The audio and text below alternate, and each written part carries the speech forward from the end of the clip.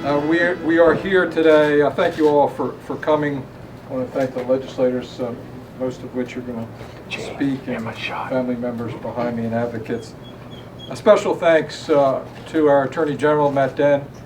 This is a series of 3 bills that were part of his drug addiction legislative agenda, and appreciate the opportunity to sign it. The individual sponsors will talk about the bill, and General Denn will as well, but I want to thank them for their hard work. It's a reminder to me, as someone who spent 6 years in Washington, D.C., where we couldn't seem to get out of our way to get something done. We're here in Delaware. We have a problem, we roll up our sleeves, and Democrats and Republicans, north, south, and in between, we go to solve that problem, and we have hopefully some solutions. Today, when I was the lone member of Congress, we did a deep dive into the addiction, the opioid problem, heroin problem that we had in our state. We talked to healthcare providers, we talked to family members, we talked to advocates, and we heard a lot of things. And one of the things that we heard loudly, particularly from parents and family members, is that someone who is fighting addiction can't really get help unless they're ready. I mean, I heard that over and over again, trying to figure out what exactly ready meant, and it meant something different in each individual case. The heartache that family members go through, particularly parents, when they see their loved one, children that are caught up in these addiction problems is extraordinarily heartbreaking, and we have folks here to talk about that today. But before I turn the podium over to our Lieutenant Governor, who I've asked to coordinate our activities, our ongoing effort, working with Secretary Odom Walker, who's back here as well, to be vigilant, to continue fighting this problem. This is an issue, this is a problem that affects families in every part of our state, in every corner, every economic background, any racial background, in the city of Wilmington, suburban Newcastle County, rural Kent and Sussex County. The challenges are a little bit different in each area, but the problem is essentially the same, and we have to be ready with resources and treatment for those individuals who are addicted when they're ready for help. And that's why this the sign that I think is on the front of the desk says addiction is statewide, so is the help. That's our objective, Dr. Odom Walker, to make sure those services are available. This legislation that General Denn has come up with our sponsors, there's the website so that those individuals, when they're ready to get help, usually it comes at the bottom when they're about as desperate as can be, but we need to be there with those resources. So with that, I'd like to turn the podium over, before we hear from our Attorney General, to Lieutenant Governor Holland. Thank you. Thank you, Governor. As you indicated, I know that this issue is one that's near and dear to your heart and part of the Governor's action plan. And I'm pleased to, with a team of individuals, be leading an effort for behavioral health consortium that you'll hear more about. But today, as indicated, we are here to celebrate some positive legislation moving us forward with our Attorney General, our Secretary, other legislators, former judicial members, and law enforcement, as well as families and others in the health field. Very succinctly, to build on what the governor indicated, you know, in Delaware, approximately 30,000 adults, 9,000 children that we know of are affected by mental health and substance abuse issues. In particular, today we're here to celebrate the signing of bills that are going to really, hopefully, help other families to avoid this situation. The one thing we've learned over the years, you know, treatment has no timeline, and the legislation that I know Senator Hansen and DiCullo, along with our Attorney General's leadership, and Representative Mulroney and Keeley and others who are here today, are limiting that, or helping us to make sure that timeline is not limited. That we are making sure that individuals have the access to those services, because there is not a cookie cutter mold. And when people are ready, as our governor indicated, they need to be able to have the insurance and the stay and the treatment that they so deserve. whether it's in blades or it's up in Brandywine, whether again, you're a young adult or a middle-aged white male, which is the statistic predominantly of our heroin overdose members are middle-aged white Caucasian males. And it's alarming to us that motor crash vehicles are now behind overdose deaths in our state. And we're going to move forward. And so today, as they address this legislation, there's one other package piece besides the insurance that's important to myself and others who've worked through the years, which is dealing with our prescription monitoring. I know years ago when we first introduced and passed that legislation, we did that really to avoid doctor shopping. Today and this year forward, we're actually expanding that, and hats off again to those who led this effort, to where we are actually helping work with prescribers to make sure where the issues are falling. So for me today, as the nurse and an advocate working with our governor and everyone that's here behind us, you know, I'm optimistic. And as I look into the faces, as a parent myself, of the faces of Matt's mother, Matt who's passed, and of course to Tyler, and also to Greg. I feel like they're my children now. I've gotten to know their stories, and because of their parents' advocacy, we are here today moving forward. So I am pleased to help our governor in this effort under his leadership. And at this time, I guess I am to turn this over to one of the men of the hour who kind of really shepherd the package of legislation that's before us, and that is our Attorney General Matt Denn. Thank you, Bethany. Good afternoon, everyone. Governor, thank you for hosting us today, and more importantly, thank you for signing these bills, and thank you for the help that Secretary Walker and Secretary Bullock provided in making sure that these bills were very well thought out. You have a fantastic team working for you, and we are very grateful to have their help with these bills. I stand here today confident that these new laws will save lives, because these laws were based on the ideas of people closest to the issue, people whose own lives have been touched by this epidemic, many of whom dedicate every day to fighting it. We listen to them. I listen to them, the governor listened to them, our legislators listened to them, and some of the people who we listen to are standing right behind us in this room today, and over, they told us the same things, that people with addictions were facing roadblocks getting into treatment, that they were getting forced out of appropriate treatment too quickly, and that some healthy people were heading down the path to addiction because they were being prescribed opioids in an irresponsible way. These three bills go right at those problems. These new laws set us on the right path, and they will save lives, but they aren't going to fix those problems overnight. Part of the reason they're not going to be an overnight fix is that we now have to make them work, and no other state in the country has done exactly what we're trying to do. There's only one other state in America that has a law like Senate Bill 41 that breaks down insurance entry barriers to drug treatment. There is no other state in America that has a law like House Bill 100 that provides legal and expert medical support to people who are being prematurely forced out of appropriate treatment. And there are few other states in America that combine a very small medical community with a very sophisticated prescription drug database and a plan for using that database like that in House Bill 91, a combination that's going to allow us to zero in on irresponsible prescribers and get them to correct their practices. These things are new and powerful tools. We need to make sure that we use them effectively. These three bills are not the end of our efforts, not even close. We're going to continue to work with Attack Addiction and other groups to ensure the widespread availability of naloxone. We have a report coming out in about a month that's going to provide the state with an even broader punch list of steps that it can take to combat opioid addiction. And the nation's first statewide overdose fatality review commission, which was established by the General Assembly last year, will soon be reviewing individual cases and providing the state with regular evidence and science-based recommendations to further attack this crisis. This is the public health crisis of our generation, and our efforts have to reflect that.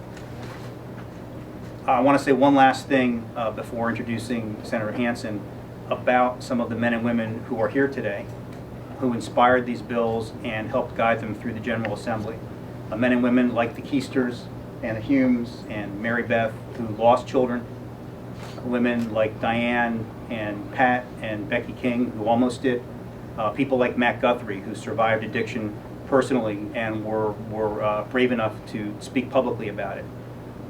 To all of you, I fear that you have stepped up so many times for the Good Samaritan law, for naloxone, for these bills, for funding for treatment, that we sometimes lose track of what a Herculean effort it is for you to keep doing that. And each time that you come out in a public forum and speak about it, it forces you to relive what was surely the most painful time in your life. And in spite of that, you do it again and again and again. Lewis Carroll wrote once, "I have seen so many extraordinary things, nothing is extraordinary anymore." And I don't ever want us to get to that place with all of you. I don't want your persistence and dedication to prevent us from recognizing anew each and every time that you step forward how hard it must be, how grateful we are for what you do, and how committed we are to making sure that together we win this fight. So I just wanted to say personally again, thank you for what you have done and what I know you're going to continue to do. It's my pleasure now to introduce Senator Stephanie Hansen. As the governor mentioned, we were lucky to have a very committed bipartisan group of legislators who moved these bills forward, and it was a pleasure to work with Stephanie Hansen. You would not have known that this was her first bill in the Delaware General Assembly. She from beginning to end, handled this bill and the others in this package with skill and sensitivity to the issue, and it's part of the reason that we are here today. So in addition to the other legislators who have joined us, I want to thank her and introduce her to you. Senator Hansen. Thank you. Thank you. Opiate addiction is one of the most complex and devastating social and public health issues that we face today.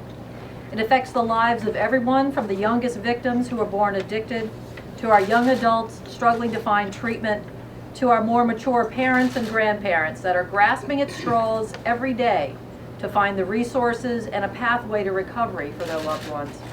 I'd like to thank our governor and our Attorney General, the other members of the General Assembly, and our advocates for coming together to fight this common enemy. And I'm proud to say that the first bill I had the privilege to sponsor was an opiate bill meant to eliminate an initial barrier to treatment, the requirement for pre-authorization. Together, this bill and the companion bills, which guarantee legal representation for those wrongfully denied coverage and which put in place an advisory council overseeing opiate prescribing habits, are good first steps. But these are just first steps, and we have a long way to go. The good news is that rarely have so many in positions of authority been on the same page and ready to take action. Now we need to balance action with thoughtfulness, planning with doing.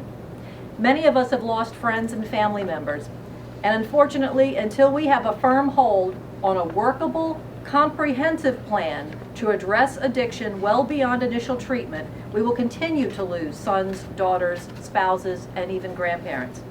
But do not lose hope, because we are on the path, we are working together, and I guarantee you, we are relentless. At this point, I would like to turn the mic over to our Majority Leader, Margaret Rose Henry, in the Senate. Thank you. Thank you, Stephanie. Good afternoon. I first would like to congratulate our Attorney General for not working just as a prosecutor, but as a service provider. This is a new hat for him, because you always think of your Attorney General as a person who puts people away. But we're so lucky to have Matt Denn as our Attorney General, because he understands that we need to treat people. Everyone who gets involved in the criminal justice system is not a criminal, but they could be suffering from an addiction, which is what we're here to talk about today. So I want to thank him for his sensitivity to what's happening in our community and for wearing many, many hats. I want to also congratulate Senator Hansen. This is her first bill, and this is monumental, because so many people, when they go for treatment, the insurance carriers will say, well, you have to take the minimum amount, you can't have it 30 days, blah, blah, blah. What these bills say is that you should get the appropriate treatment that you need for the illness and the level that you are in your addiction. I want to thank the families who tirelessly come out and remind us why we do this. I have a person in my family who suffers from addiction. I'm sure most of us in this room do. So it's very, very personal to all of us. And I want to thank our governor for appointing the lieutenant governor to head this effort up. Thank you so much. It's my honor to introduce Senator Del Colo. Thank you. Excuse me. It's very exciting, frankly, to be sandwiched back there among so many incredible advocates, so many amazing fellow elected officials, public servants. This is a a humbling opportunity to stand here in front of all of you. Because one of the things that was really pounded home time and again when I was running for office, when I was knocking on people's doors from places as diverse as Anglesey to Ellesmere, as different as Arundel and Belvedere, is the fact that this scourge of addiction connects our communities.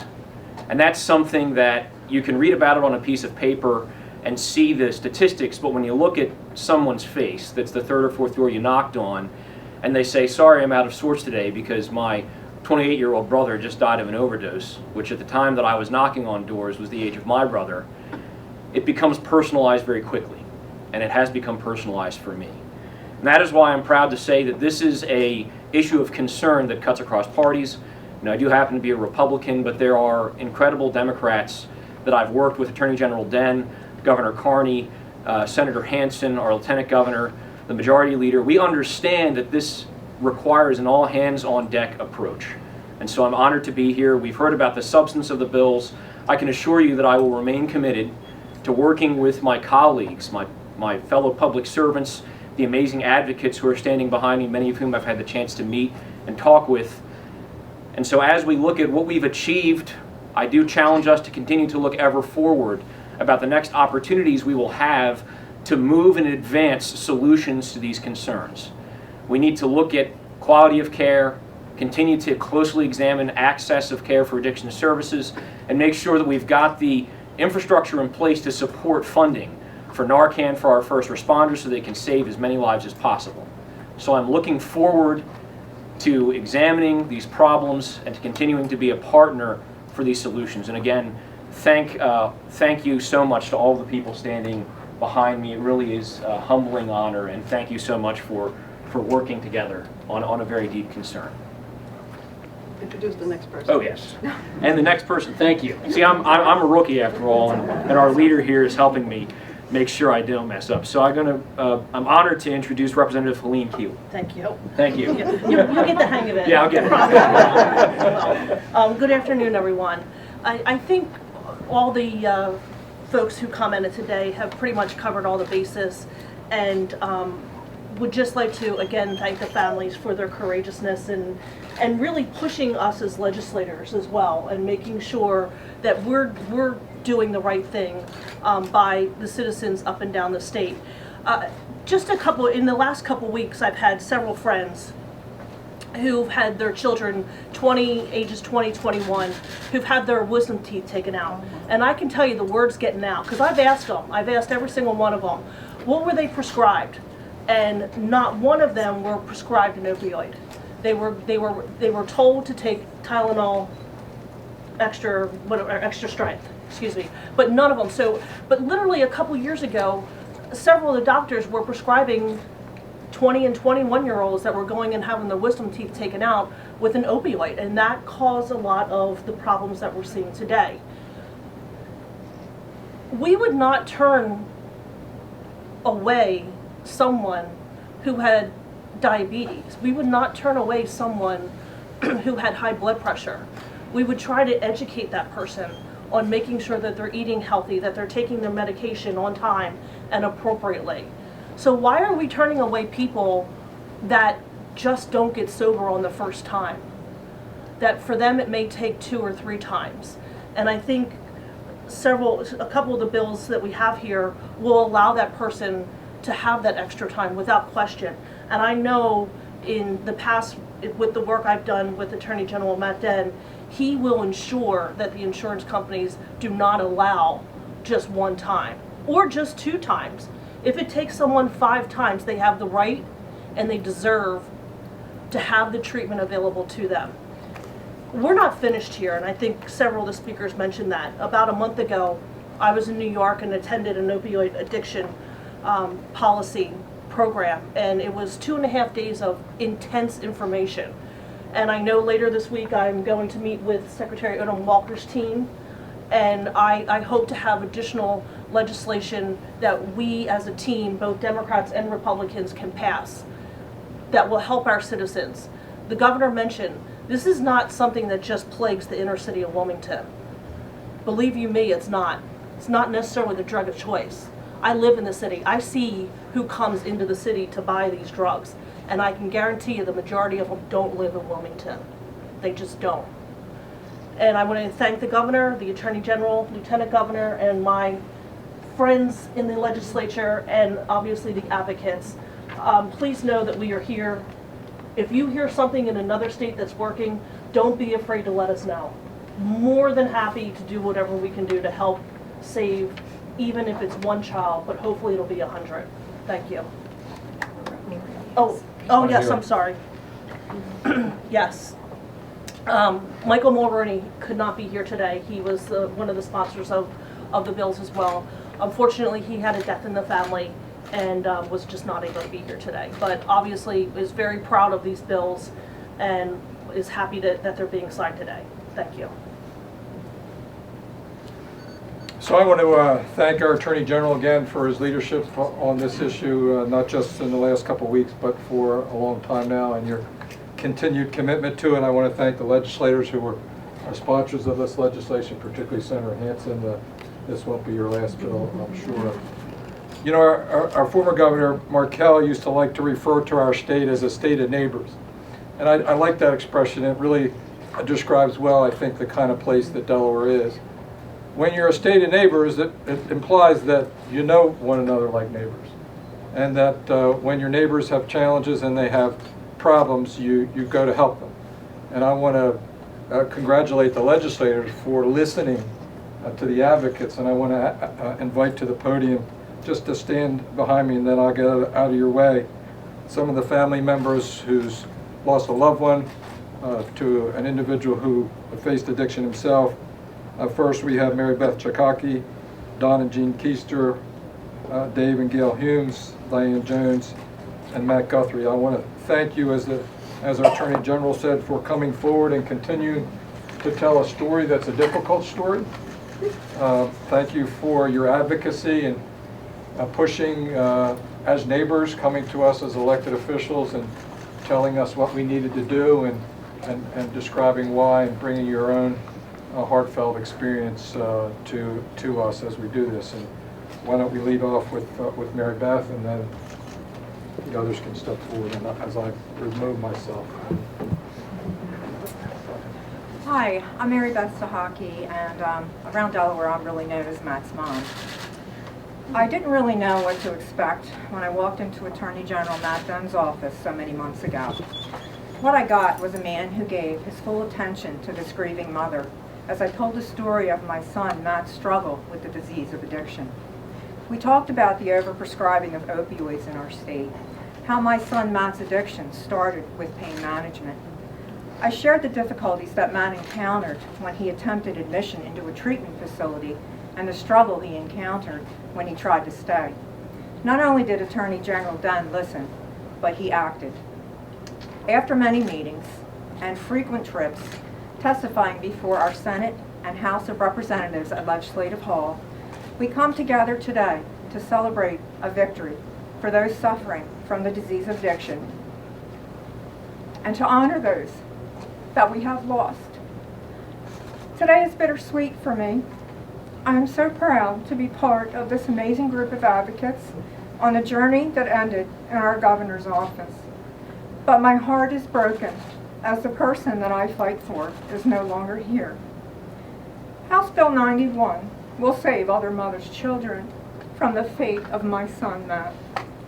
I want to thank Attorney General Matt Denn from the bottom of my heart for leading the way, Senator Hansen for her compassion and understanding, Senate Majority Leader Margaret Rose Henry, Representatives Keeley and Mulroney for having the compassion and the courage to be the prime sponsors of our bills, and to all of those who supported me during this incredible journey to make Delaware a state that will start saving lives.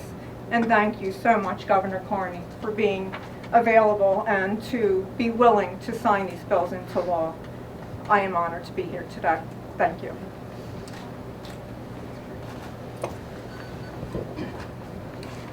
My name's Don Keister.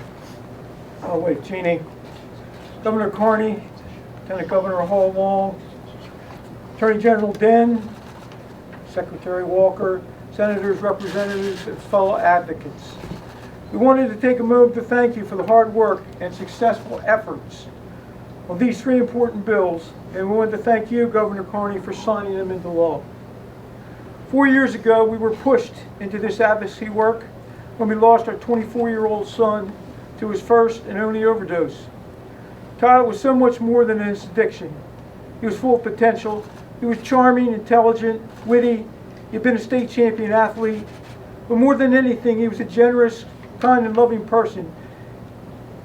He had an exceptionally close relationship with his family. Shortly before his death, Tyler told his grandfather, "This isn't the life that I wanted." He hated himself and this disease far more than anyone else ever could. Tyler struggled off and on over the course of several years, but he had been doing well working a full-time job as a banker. When he had a relapse in August of 2012, he quickly agreed that he needed and wanted help to fight his addiction. After spending close to 4 hours on the phone to find a place that would detox him from prescribed methadone and now heroin, we put him on a plane to begin his journey. The cost of a detox at $1,000 per day was not covered by insurance, but after 13 days he transitioned into a rehab center. Anxious to get back to his full-time job and family, Tyler returned home to Delaware. However, he was still struggling to beat this addiction. His goal was to be 100% drug-free.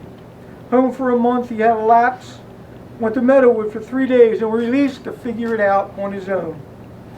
He made several phone calls to local out-of-state rehabs, explaining his history, letting each agency know that not only did he have his own insurance, but he was still covered under ours. He found a bed in Media, Pennsylvania, and was told to be there by 3 p.m. When he got to Media, he was turned away. He was told that he first needed to successfully complete an IOP program before he could have inpatient treatment again. 2 weeks later, Tyler was gone. Had these laws been in effect in 2012, Tyler might still be with us. We arrived at the Christiana Hospital on December 19th to the news that Tyler had suffered a life-ending brain injury and would not make it through the night.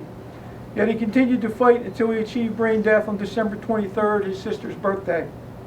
Tyler's loss was 3 families' gain, as he decided at the age of 16 that he would become an organ donor, and he did.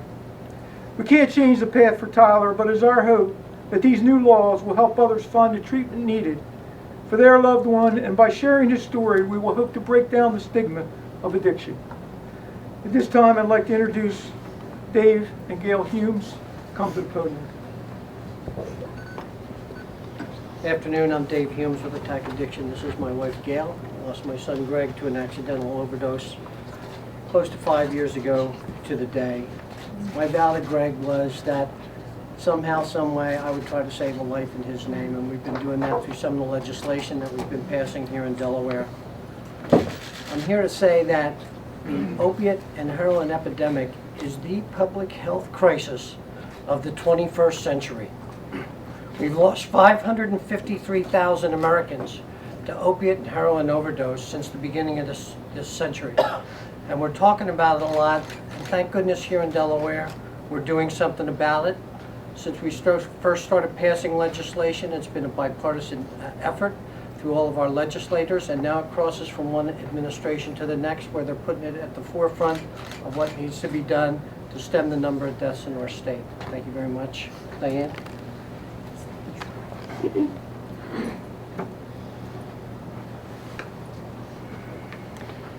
Thank you very much.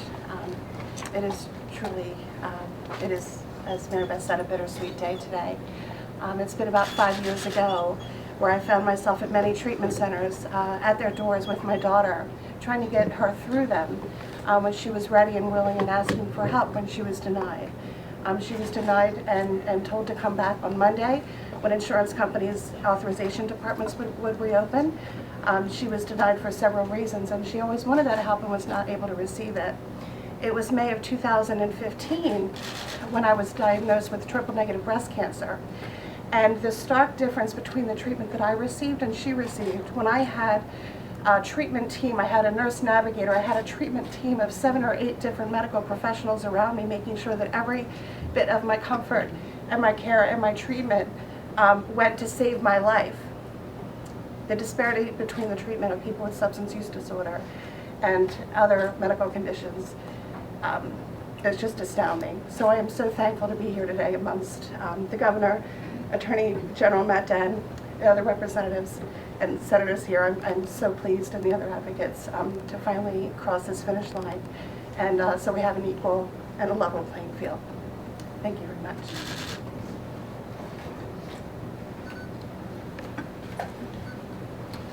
Good afternoon, everyone. My name is Matthew Guthrie. For someone with a history of substance abuse to receive a phone call from the Attorney General is not always tops on the list. So when I received the call from Matt back in March, and he began to tell me about the bills that he was working on, the early ideas that they were having, and asked me if I was interested in kind of being an advocate for the recovery community and kind of sharing our part in this. You know, about 6 years ago, I began to seek treatment for my disease.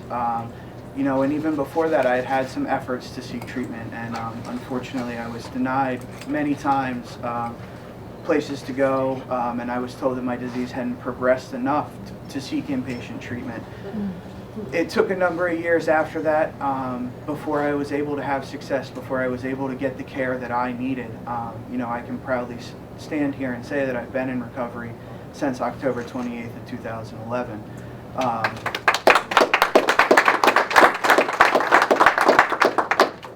The ultimate goal of a person in recovery is to have our negative experience, to have the things that we've been through, our trials and tribulations, help another person. That's my constant pursuit. That's become the purpose in my life, is to find somebody who still suffers from the disease of addiction and to try and get them through to the other side, to find some level of success as I've been able to find. It's my hope that when the pen hits the paper today that my story will have done that, even played a small part in being able to find many people, and in the years to come, that there will be far more people who are able to come up and share stories of success and to be available to help other people, because that's how recovery works. And you know, the more seeds that we can plant, the more people that have success in this, the more people we can continue to help. And you know, it's an incredible honor to stand up here and to be able to share my story. You know, I'm very honored to stand with people like the Keisters who have, their sons aren't around, you know, to share the stories that I'm around to share, and they turn their tragedy into a triumph as well in a much different way. And you know, I'm very grateful for the tireless work of our Attorney General. He worked very hard. I saw all the emails, and you know, I know how much work this was, and it goes to show how quickly this happened, how important this issue is. And you know, like I said, I'm honored to be here and represent the people that were able to eventually seek treatment, and I can let you know that recovery is possible and treatment does work if we allow it to. So thank you. Thank you, Matt. Thank you for taking that phone call from the uncomfortable phone call from the Attorney General. We're going to start with House Bill 91.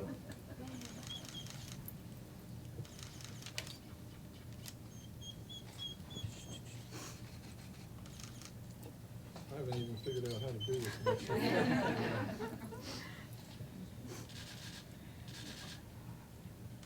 Need a date. 30th. And the time. 2:40. 36. 36, exactly. Should hold that one.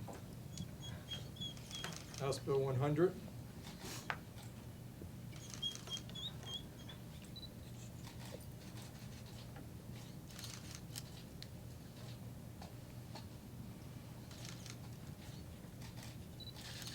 Same date.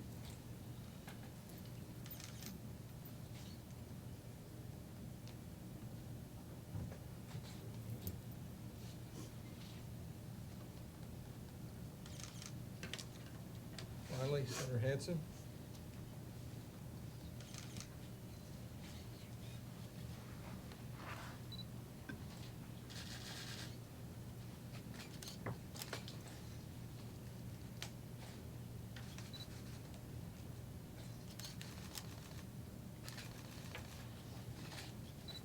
Why don't you guys hold those up and we'll get a picture.